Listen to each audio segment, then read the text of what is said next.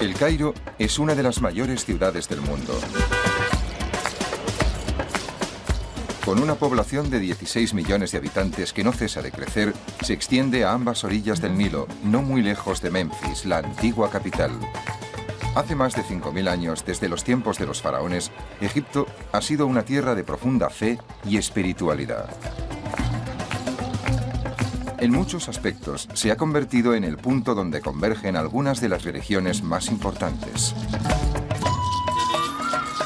Aquí, en el Cairo, la mayor metrópolis musulmana del mundo, uno solo debe escuchar para recordar.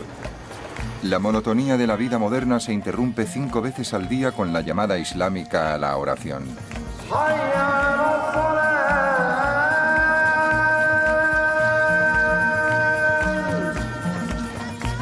En el Cairo conviven cientos de mezquitas de todas las épocas y dimensiones. La gran mezquita del sultán Hassan se construyó en el siglo XIV. Es un despliegue impresionante de inspiración espiritual.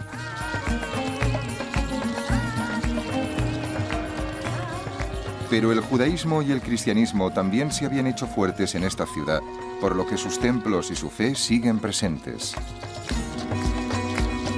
La sinagoga de Ben Ezra se construyó en el siglo IX. La leyenda dice que antes de que el Nilo cambiara de curso, la hija del faraón encontró a Moisés en este lugar.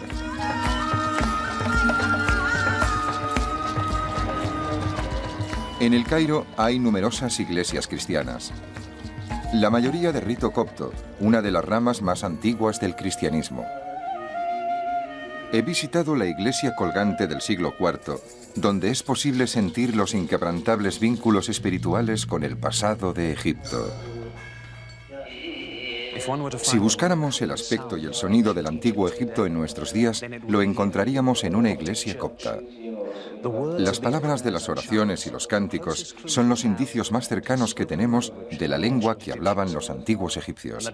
Y la fe devota de estos oficios religiosos tiene un vínculo directo con la profunda espiritualidad del Egipto faraónico.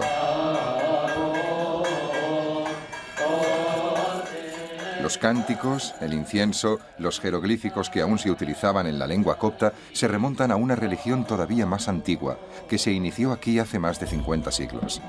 Hoy en día, los lugares de culto nos sirven de vínculo tangible con aquella época.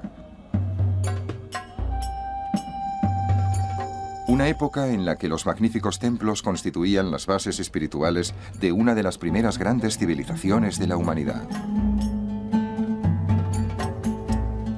El poder de los faraones del antiguo Egipto se basaba en una compleja jerarquía de dioses y diosas. Era una religión que potenciaba el ritual y la ceremonia. Y el templo era su núcleo, un lugar de maravillas y misterio. Los templos eran el punto de contacto entre lo humano y lo divino. Básicamente y ante todo, los egipcios concebían el templo como el lugar de residencia de los dioses. Por eso, el principal objetivo del ritual del templo se basaba en el cuidado y la alimentación del dios. La segunda función del templo era mostrar físicamente el concepto egipcio de la creación.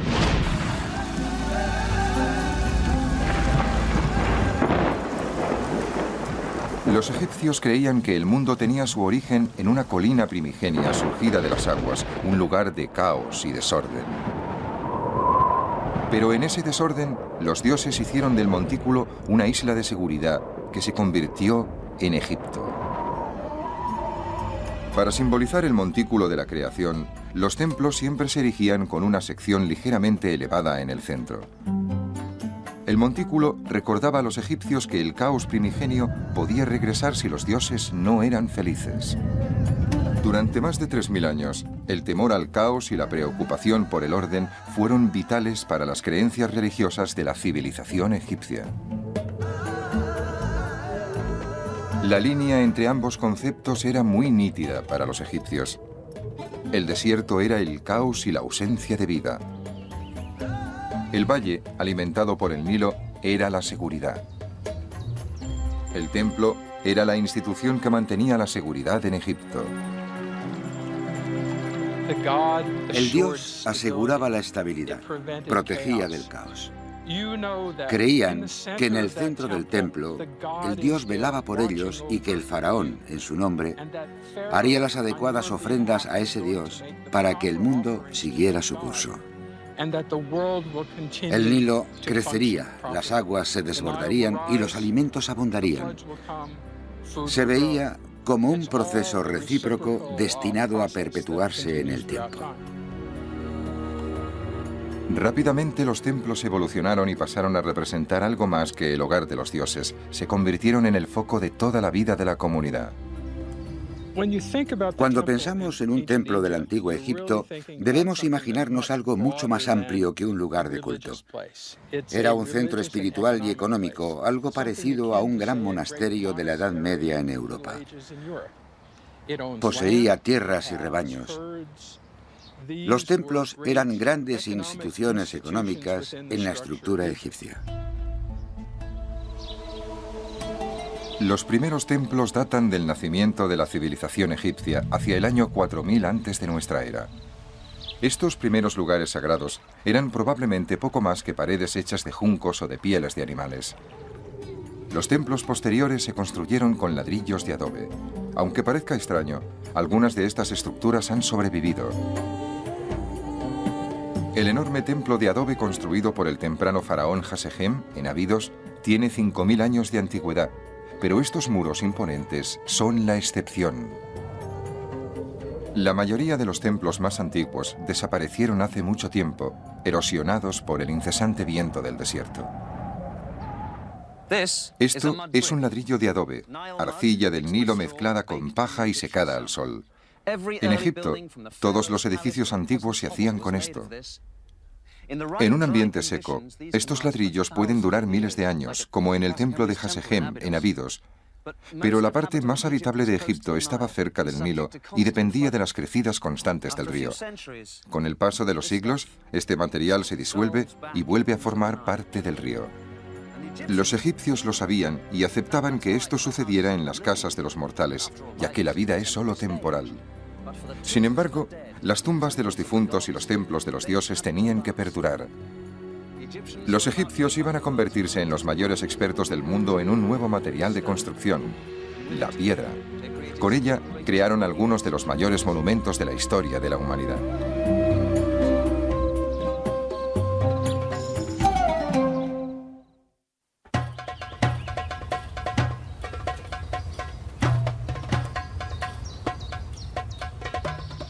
Hemos visto los inicios de la construcción de templos en Egipto y ahora veremos su brillante culminación. Nos encontramos ante el templo de Karnak. Después de las pirámides, es el logro arquitectónico más espectacular de la historia del antiguo Egipto. Karnak, el mayor complejo de templos jamás construido. Llegó a cubrir unas 24 hectáreas, un espacio lo suficientemente grande como para dar cabida varias veces a la Catedral de Notre Dame. El templo de Karnak se encuentra en la orilla oriental del Nilo, en lo que fue Tebas, la capital del sur del antiguo Egipto, y hoy es la ciudad de Luxor, a 680 kilómetros al sur de El Cairo. Hacia el año 1200 antes de nuestra era, una sucesión de faraones construyó y amplió este gran templo en el transcurso de más de 20 siglos. Este inmenso conjunto de pasadizos y de salas pobladas de columnas se levantó para honrar a una sola divinidad, Amón, el rey de los dioses. Es el gran dios, el dios más importante de Egipto. A causa de su posición como rey de los dioses, recibe el favor del faraón y todas las grandes salas y pilonos que vemos aquí se construyeron para él.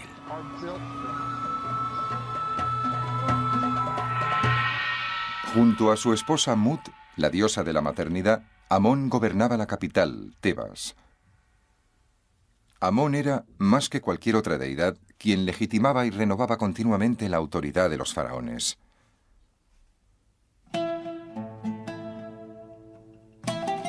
En los lugares más oscuros y silenciosos de Karnak se encontraba el dios Amón en forma de estatua.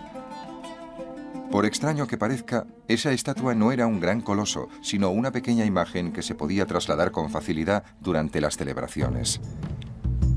Las largas paredes de Karnak se construyeron con bloques enormes de piedra arenisca y los constructores tuvieron que afrontar enormes retos. Hay que recordar que no había grúas, ni tan solo poleas que ayudaran a levantar las enormes piedras.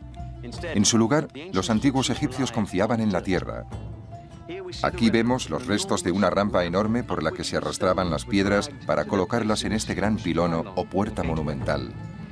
Al terminar cada hilada de piedras, se elevaba la rampa. Cuando se terminaba la pared, la rampa se desmontaba poco a poco, dejando al descubierto las hiladas de piedra que se iban decorando con relieves y pinturas hasta su base. La gran sala hipóstila es el corazón de Karnak. El faraón Amenhotep III inició su construcción en el siglo XIV antes de nuestra era y constituye un bosque de 134 columnas que sostenían un tejado a 24 metros de altura. Unas ventanas dejaban pasar la luz que iluminaba la espectacular nave central. Pero las naves laterales, hoy tan soleadas, permanecían en la sombra. A lo ancho del templo se levantaron 15 obeliscos dedicados a Ra, dios del sol. Los egipcios necesitaron poner en práctica toda la técnica de ingeniería que conocían para esculpir los enormes obeliscos, arrastrarlos por las rampas y colocarlos cuidadosamente en su sitio. La parte superior de los obeliscos estaba cubierta con oro para captar el primer destello de luz del alba y el último del crepúsculo. Esos destellos honraban la importancia vital que tenía el sol para preservar la vida. Esta gran acumulación de mampostería monumental no la erigieron esclavos, sino ciudadanos libres. Todos los egipcios debían estar disponibles una época del año para trabajar en los grandes proyectos de construcción del faraón. Era el equivalente al servicio militar. La mano de obra empleada en la construcción de estos templos estaba compuesta por gente corriente que prestaba un servicio. Les tocaba trabajar temporalmente en Karnak. Es probable que fuera una forma diferente a la nuestra de pagar impuestos. Además, trabajaban en la casa del dios. Era un gran servicio que rendían al rey y a Amón. Con su colaboración aseguraban la estabilidad de la vida en la eternidad. A pesar de que la clase trabajadora construyó este templo, probablemente durante las celebraciones, solo se les permitía acceder a los patios externos. Únicamente los sacerdotes de élite podían entrar en las salas interiores, donde el espíritu de los dioses estaba más presente. Cada faraón, por su parte, debía proclamar su devoción por Amón, y cuando lo hacía, proclamaba su propia grandeza. Las paredes y columnas del templo servían de vallas publicitarias, donde se podía mostrar al mundo la adoración del rey por el dios. El doctor William Murnane, de la Universidad de Memphis, lleva más de 30 años estudiando las inscripciones del templo de Karnak.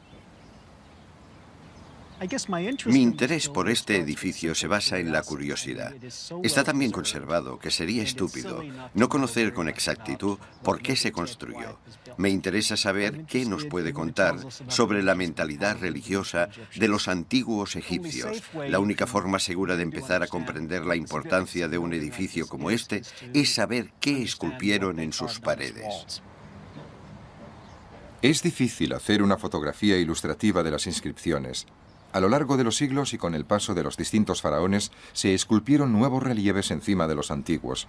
Murnane lo examina todo con cuidado para que cada una de las capas se pueda estudiar minuciosamente. A veces, estas imágenes no son lo que parecen. Una de las cosas que vemos constantemente en el templo es el equilibrio entre cómo son y cómo deben ser las cosas y qué sucede realmente en el templo. En este bello dibujo vemos un pájaro, que es el jeroglífico empleado para representar al pueblo egipcio. Está sentado encima de una cesta. Otro jeroglífico que significa todos. Del pájaro brotan unos brazos. No es a causa de una mutación genética, sino que forma parte de otro jeroglífico. Estas manos extendidas hacen pensar en la palabra adoración, y la estrella de 5 puntas es otro jeroglífico que significa adorar. Podemos leer, toda la gente adora al rey. Este tipo de detalles sugieren que no eran simplemente símbolos de la humanidad adorando al Dios Rey. Eran también mensajes dirigidos a una sociedad básicamente analfabeta. En Egipto, solo el 1 o 2% de la élite sabía leer y escribir. El resto de la gente, cuando veía algo así en una columna, probablemente interpretaba que podía quedarse allí. Un pájaro, que de hecho es una señal de control de la multitud, es solo una de las sorpresas que se pueden encontrar aquí si se sabe buscar. El visitante medio también se sorprendería al saber que toda esta mampostería gris estaba pintada con vivos colores. Los pocos fragmentos de decoración pintada que se han conservado nos dan una visión fascinante del fabuloso pasado de Karnak. Dejar constancia de este material es bastante urgente porque, como se puede ver, la pared se descascarilla. Esos cartuchos que vemos ahí arriba estaban intactos cuando los fotografiamos en 1992 y ahora prácticamente han desaparecido. Cada vez que me canso de un trabajo tedioso, regreso aquí y me digo a mí mismo que corremos una carrera contrarreloj y que es importante documentar todos estos elementos antes de que desaparezcan. Lamentablemente, desde la construcción de la gran presa de Asuán en 1969, las aguas subterráneas han aumentado. Como hace una esponja, la naturaleza porosa de estas piedras absorbe el agua y la sal perjudicial que lleva consigo. Aún así, los egiptólogos siguen intentando desentrañar más secretos escondidos en estas paredes maravillosas.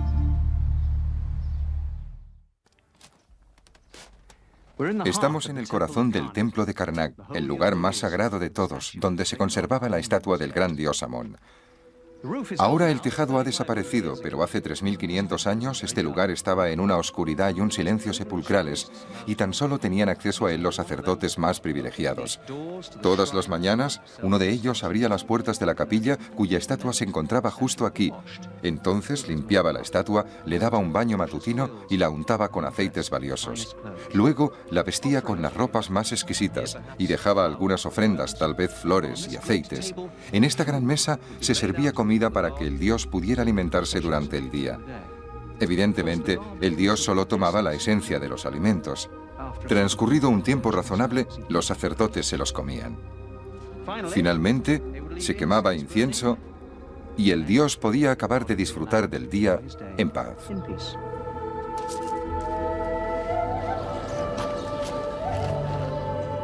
En Karnak, el faraón designaba a los sacerdotes de mayor rango. Otros sacerdotes eran seglares procedentes de familias importantes y ejercían a tiempo parcial. Pero en el templo había muchos trabajos poco relacionados con las funciones religiosas. Los templos no eran solo dominios de la realeza y de los sacerdotes. Se necesitaba a cientos de personas para que estos inmensos centros religiosos funcionaran con normalidad. En el templo trabajaban campesinos, carpinteros, canteros, herreros, alfareros y muchos otros empleados que cubrían las necesidades físicas y espirituales del templo. En la actualidad, Charles Van Sicklen excava el emplazamiento de un antiguo taller que había estado al servicio del templo de Karnak.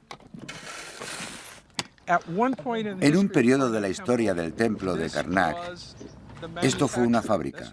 Aquí se esculpían las estatuas, se hacían las joyas y se trabajaba el cobre. En esta zona, concretamente, encontramos muchos materiales mezclados que nos informan de lo que se hacía aquí. En algunos lugares hay concentraciones de arena con salpicaduras de un metal que aún no hemos identificado, pero que tiene el aspecto de ser algo conocido con una palabra terrible que no nos gusta utilizar en egiptología.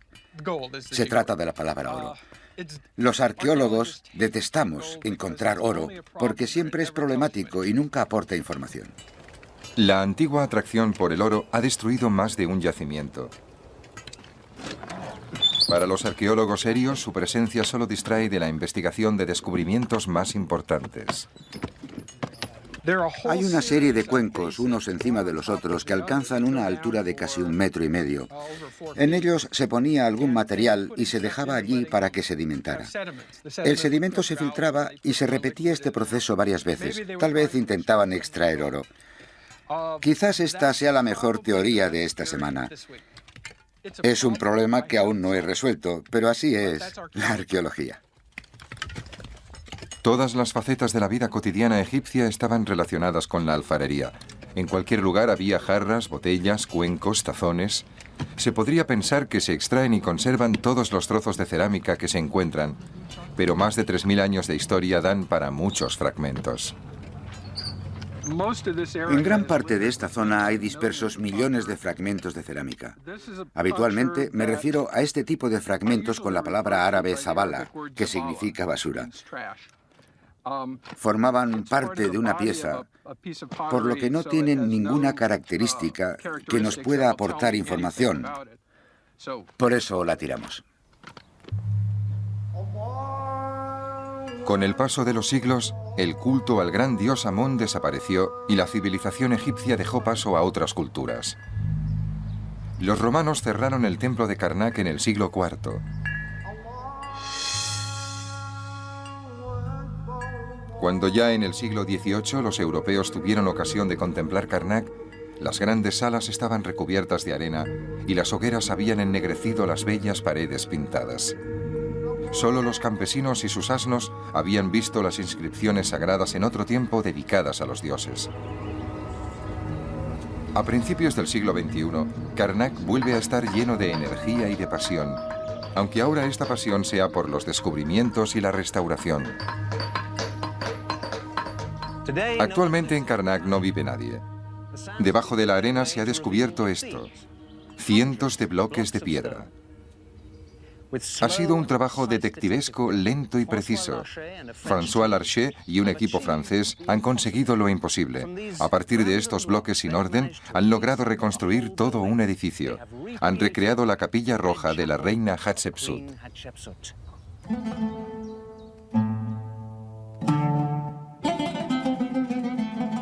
Hatshepsut fue una de las pocas mujeres que gobernaron Egipto. En 1487 antes de nuestra era, 4 años antes de finalizar su reinado, esta activa reina levantó un pequeño templo a las afueras de Karnak. Construido con cuarcita roja, se conocía como la Capilla Roja y solo se utilizó unos pocos años. Por motivos que no acabamos de comprender, el hijastro y sucesor de Hatshepsut, Tutmosis III, ordenó desmantelarla. Cuando los egiptólogos la encontraron, 3000 años más tarde, los únicos restos visibles eran unos pocos bloques de piedra de grandes dimensiones que fascinaron a François Larcher. Cuando vine a Karnak en 1987, vi los bloques de la Capilla Roja y me interesé por ellos. La mayoría de mis colegas me dijeron que era imposible reconstruir el edificio porque faltaban demasiados bloques. Larcher y su equipo emprendieron esa tarea casi imposible. Afortunadamente, algunas de las piedras que formaron las paredes de la Capilla Roja tenían unos relieves que contaban una historia. Pero por desgracia, la mayoría de esas piedras se habían reutilizado en otras partes de Karnak. El reto consistía en encontrarlas y juntarlas de nuevo. La primera operación que realizamos para este estudio fue tomar unas 2000 fotografías de las caras de los bloques. Las fotos de los bloques de la capilla fueron la plantilla a partir de la cual Larcher inició su trabajo. Es como unir las piezas de un puzzle de 3 dimensiones, pero no tienes la caja, así que te falta la imagen, y la mitad de las piezas han desaparecido. La Capilla Roja se diseñó para guardar una pequeña barca.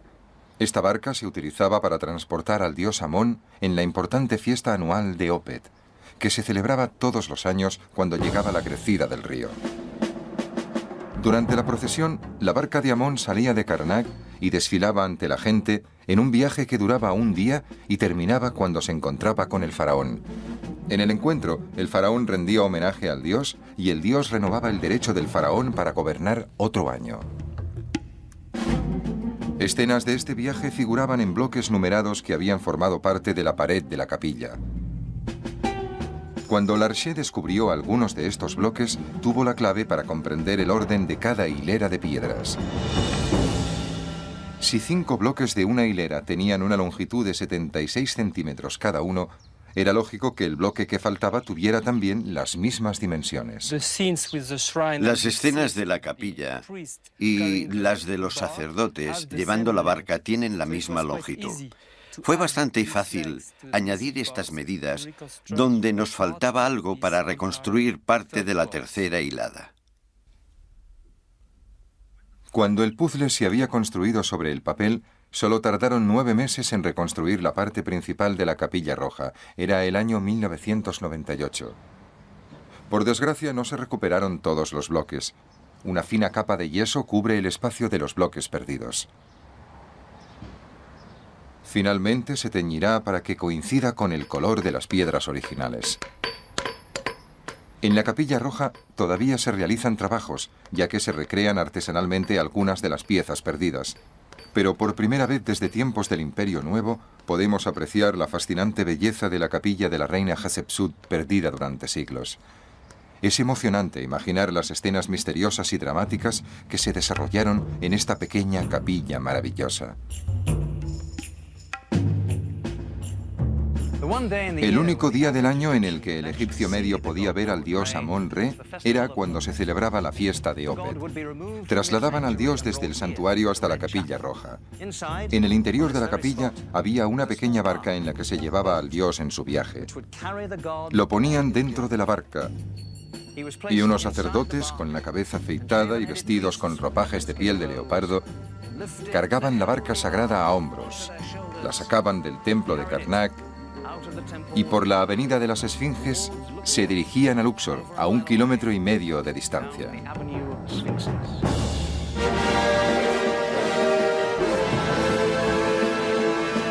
Las trompetas sonaban cuando se acercaba la procesión. Soldados en carros cubiertos de plumas flanqueaban la ruta. Los espectadores cantaban y aplaudían mientras los músicos punteaban laúdes y tocaban tambores y platillos. Los bailarines se balanceaban al ritmo de la música, los acróbatas saltaban por el aire y en todas partes la gente gritaba ante la visión del dios que daba la vida.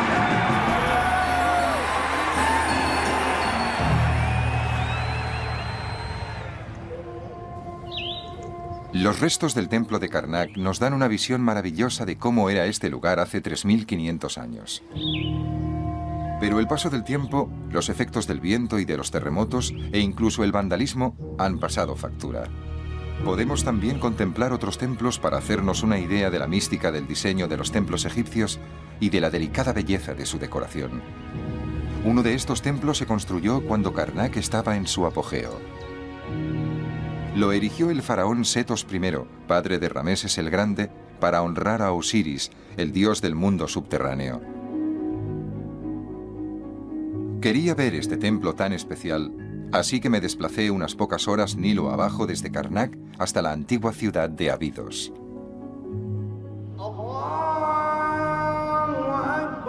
Hoy es viernes, el día festivo de la semana islámica. El muecín llama a los fieles a oración.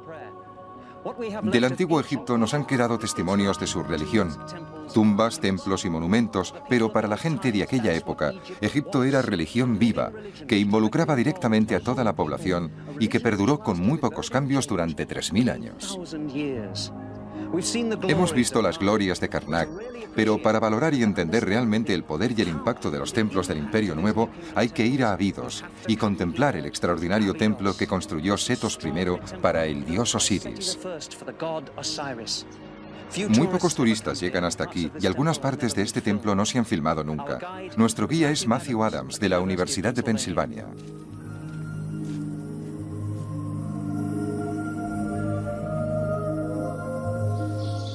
Matthew, cuéntanos cosas sobre este lugar. ¿Dónde nos encontramos?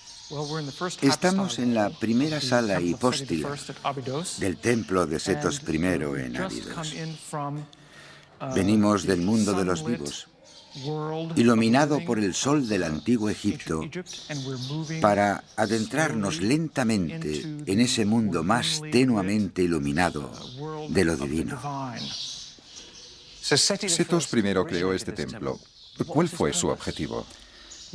Como mínimo, desde el inicio del Imperio Medio, hacia el año 2000 antes de nuestra era, Abidos se consideraba el lugar de culto más importante del dios Osiris, el señor de la resurrección y la vida. Los egipcios creían que Osiris estaba enterrado aquí, que su tumba estaba en el desierto. Setos quería que se le asociara con el culto a Osiris.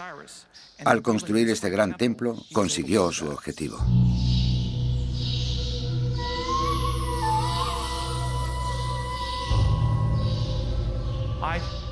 Creo que este es el relieve más delicado que se le realizó en Egipto. Es exquisito.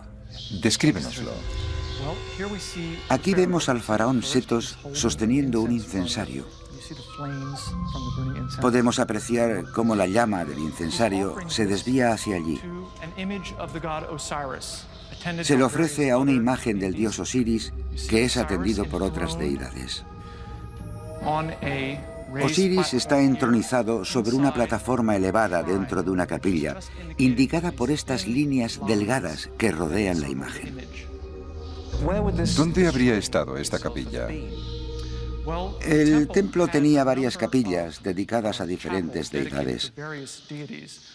Una de estas capillas estaba dedicada a Osiris, y su imagen, o la imagen de lo que representaba, habría estado en aquella capilla. ¿Podemos ir a verla? Claro. Esta es la capilla de Osiris. Lo vemos bajo distintos aspectos. Aquí, con el rey haciéndole ofrendas de incienso y libación, adorando la imagen del dios.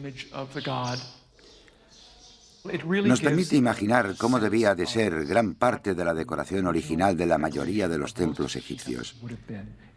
Seguro que tenían este color tan vivo y vibrante. Parece que el artista hubiera dejado los pinceles y abandonado el templo ayer.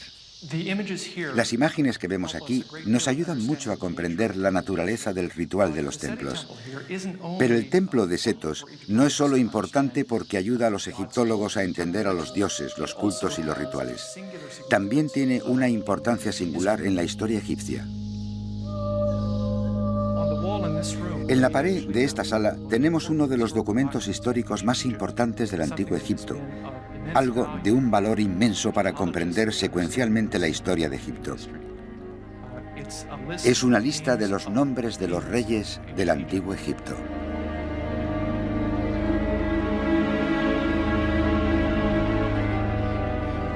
Empieza por el principio, con el rey Menes. Aquí dice Men-E, que fue el fundador legendario del Antiguo Egipto. Y sigue por toda la pared con la mayoría de gobernantes egipcios hasta llegar a Setos, el constructor de este templo. Así que aquí hay un importante período de la historia. Sin lugar a dudas, comprende casi 2000 años de la historia de Egipto. Pero es solo una lista. ¿Es esta su importancia o nos aporta algo más? Nos muestra que los egipcios ya eran conscientes de la antigüedad de su historia. La egiptología lo habría tenido mucho más difícil a la hora de trazar las líneas generales de la historia del Antiguo Egipto sin este documento y otros parecidos a él.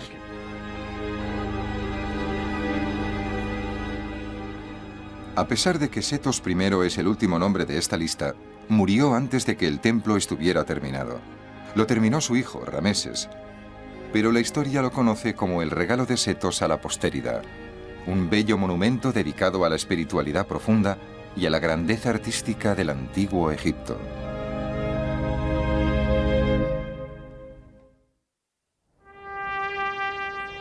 En el año 1570 antes de nuestra era, 10 siglos después de la construcción de las grandes pirámides, se había iniciado un nuevo período en la historia de Egipto, conocido como Imperio Nuevo. Los grandes faraones del período, como Setos I o su hijo Rameses, tuvieron un poder y un prestigio enormes. Gracias a ello crearon y perfeccionaron un tipo de templo completamente distinto. Cruzamos el Nilo a la altura de la antigua ciudad sagrada de Tebas. Justo allí, en aquella orilla, se encuentra la ciudad de Luxor y el templo de Karnak. Pero fue en esta orilla donde los faraones crearon un nuevo tipo de templo, que no estaba dedicado a un dios en concreto, como Karnak a Amón o Abidos a Osiris. Eran más bien templos funerarios, levantados en honor de un dios viviente, el propio faraón.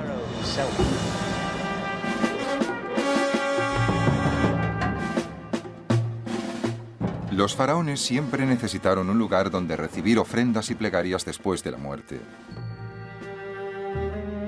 Un lugar donde se pudiera adorar su memoria diariamente. No era suficiente preservar el cuerpo.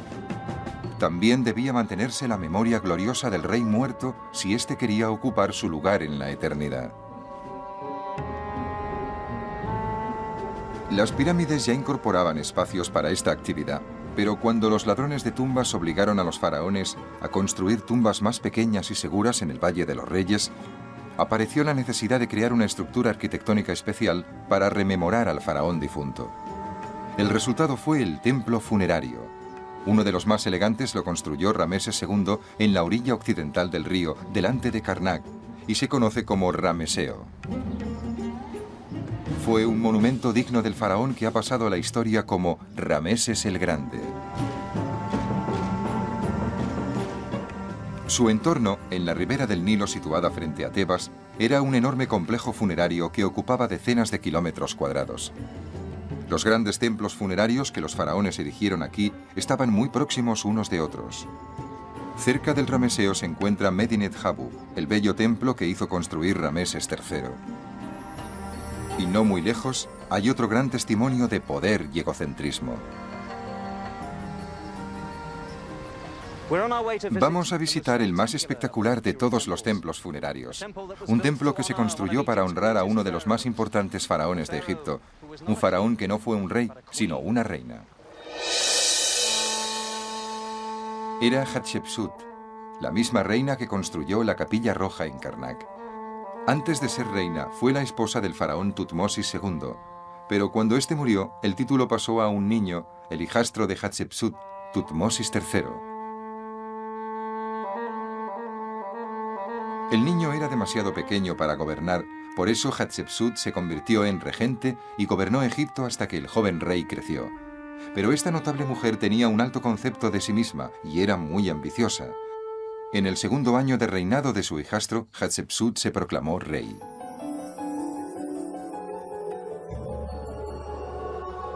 A partir de entonces, decretó que se la representara como a un hombre, incluso con la falsa barba tradicional del faraón. El reinado de Hatshepsut fue pacífico y Egipto vivió años de prosperidad. Se enviaron expediciones comerciales a tierras lejanas y la reina emprendió proyectos monumentales. Pero ninguno fue tan ambicioso como la construcción de un templo para perpetuar su memoria. Casi 1500 años antes de nuestra era, la reina Hatshepsut inició la construcción de un templo para conmemorar su reinado. Eligió este sitio espectacular, un anfiteatro natural de piedra con acantilados de 30 metros de altura. Hoy se llama Deir el-Bahari, pero los antiguos lo denominaban el sublime de los sublimes.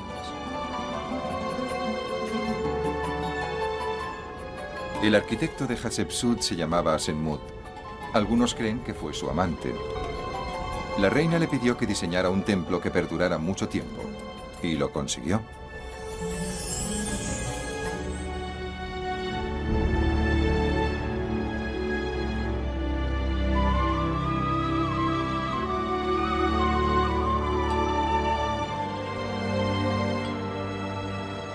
Ningún otro constructor del antiguo Egipto tuvo tanto sentido teatral como Asenmut. 3 terrazas perfectamente escalonadas se elevan desde el nivel del valle y parece que se fusionen con los imponentes acantilados que rodean el templo. Unas rampas cuidadosamente proporcionadas conectaban las 3 terrazas. Había estatuas de la reina por todas partes. En las tonalidades suaves del alba o del crepúsculo del desierto, las piedras del templo resplandecían de forma mágica y proclamaban a la eternidad la santidad y grandeza de Hatshepsut. Pero la fama puede ser fugaz. El control de Hatshepsut sobre su maravilloso templo fue breve. Los trabajos de esta obra maestra de la arquitectura se iniciaron en el 7º año del reinado de Hatshepsut y duraron 15 años. Este templo se construyó en honor de la reina, por eso su imagen se encontraba en todas partes, Hatshepsut como faraón, Hatshepsut como dios Osiris. Sin embargo, aunque el templo haya perdurado 3.500 años, la mayoría de las imágenes de la gran reina se destruyeron después de su muerte. Tutmosis III se convirtió en faraón de Egipto en el año 1483 antes de nuestra era. Estaba convencido de que su madrastra nunca debió haber sido faraón. Por eso, cuando su reinado llegaba a su fin, Tutmosis hizo todo lo posible para eliminar la imagen de la reina de su propio templo. El tiempo fue, sin embargo, el mayor enemigo de la reina. Los ocupantes posteriores siguieron desfigurando las esculturas y los terremotos derrumbaron paredes y columnas. En el siglo XX, el bello templo de Hatshepsut estaba en unas condiciones deplorables. Las piedras del pavimento estaban fuera de su sitio. Grandes bloques de las balaustradas estaban amontonados en desorden. Pero en 1960 el gobierno egipcio, junto con un grupo de egiptólogos polacos, emprendió un proyecto de restauración que fue un modelo de cooperación internacional.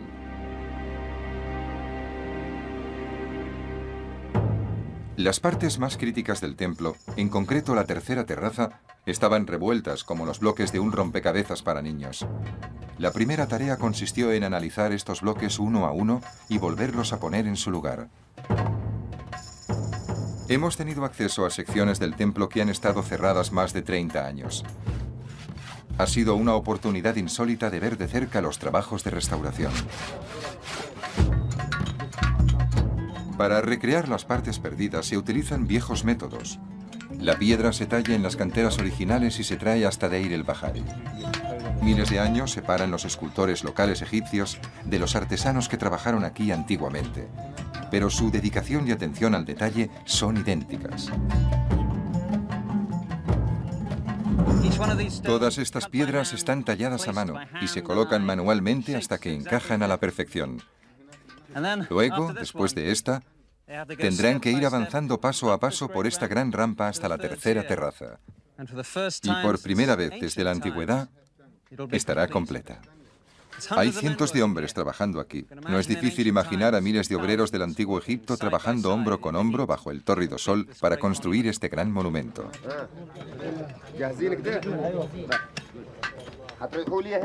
Las limitaciones del presupuesto no permiten disponer de maquinaria moderna y los trabajadores tienen que cargar grandes pesos a sus espaldas. Para trabajar con ritmo, cantan una canción en la que alaban al profeta Mahoma.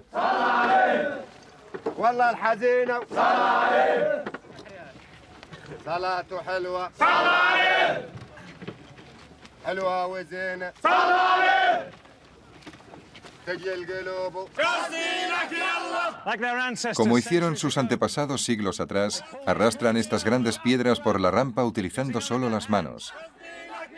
Desde luego, ellos disponen de ruedas. Los antiguos egipcios tal vez utilizaban trineos, pero aún así era un trabajo pesado.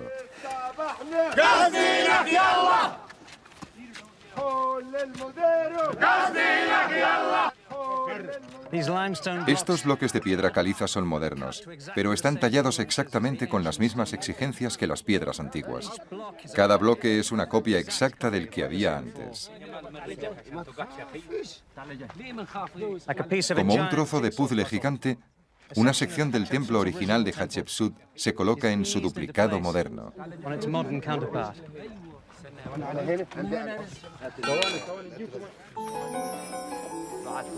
Pieza a pieza, Deir el-Bahari se está recomponiendo.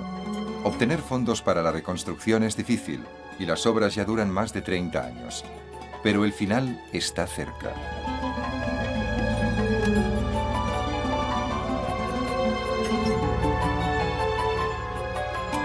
Pronto, la gran reina de Egipto podrá contemplar de nuevo su templo maravilloso.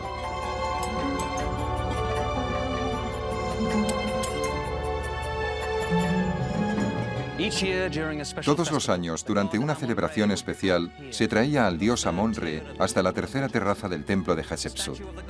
La estatua del dios se llevaba procesionalmente por este patio hasta una cueva excavada en la montaña. Allí descansaba unos días antes de iniciar el viaje por todos los templos de la orilla occidental.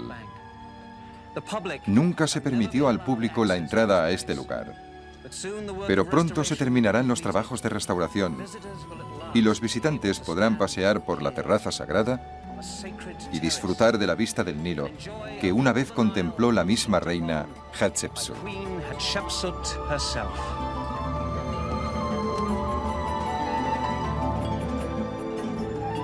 Como todas las estructuras antiguas de Egipto, los grandes templos afrontan las amenazas del paso del tiempo y de la acción de los elementos.